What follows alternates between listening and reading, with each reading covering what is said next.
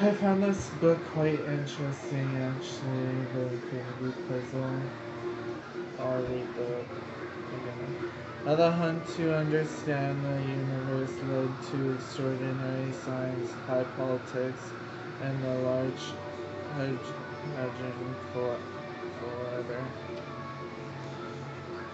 They discovered that they had a common interest in the way large number of items organize themselves as in solids and liquids, or more significant, in the changes of phase from one configuration to another.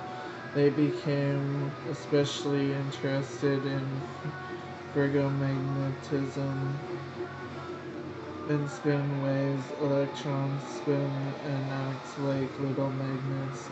A simple theoretical model of magnetism in a large body imagines an array of spinning electrons.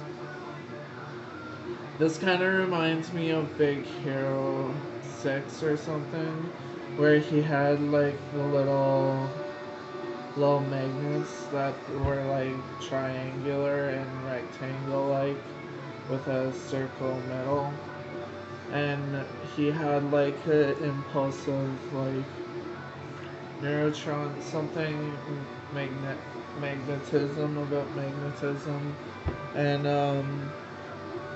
especially if it was a robot fight and it could just change the way it acts, so like basically complex to it.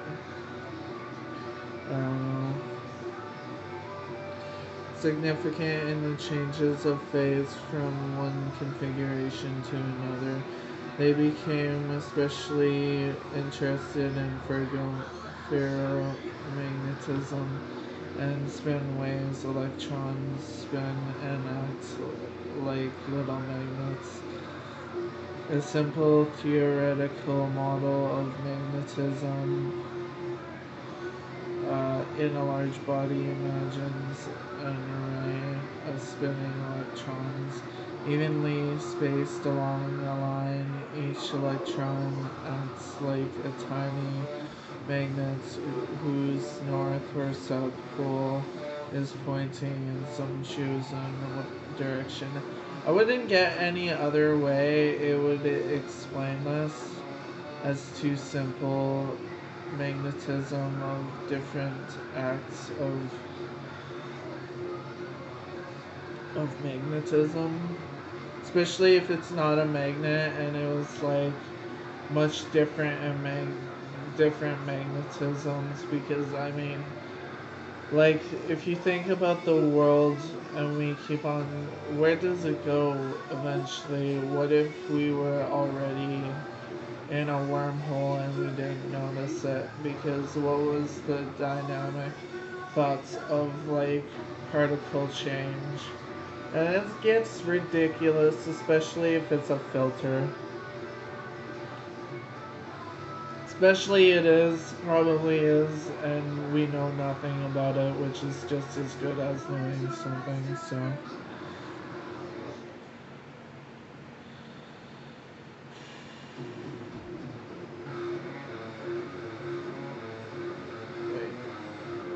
Imagine a clothesline with pegs hanging from it. Each peg is analogous to one of the electrons. In the case of an everyday clothesline, the gravity of Earth defines down, but in our magnets, because think of how many times this gravity could change, because we could be anywhere that we decided ourselves to be somewhere.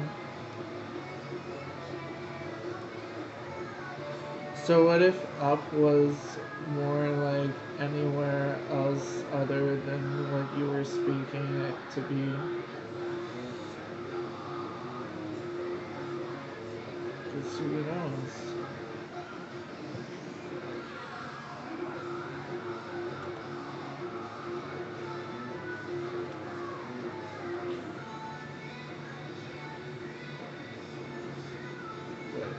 down. But in our magnet analogy, there is no up, down, or sideways. It is like an astronaut's clothesline in outer space. A single peg on a line can point. You know what? I don't think any preparations to go to outer space is good enough because, I mean, it'd be just too insane to go somewhere that you can't, especially if it's gonna kill you to go somewhere. That's ridiculous. Why why do I have to breathe air to live? Like maybe in the next life I'll just change spirits. Because what would know about spirit awakening, especially if you've done it these past years doing something that you normally do. So I mean, I could be living another person's life right now because there is an individual of living their life. And I mean, what's other to another? So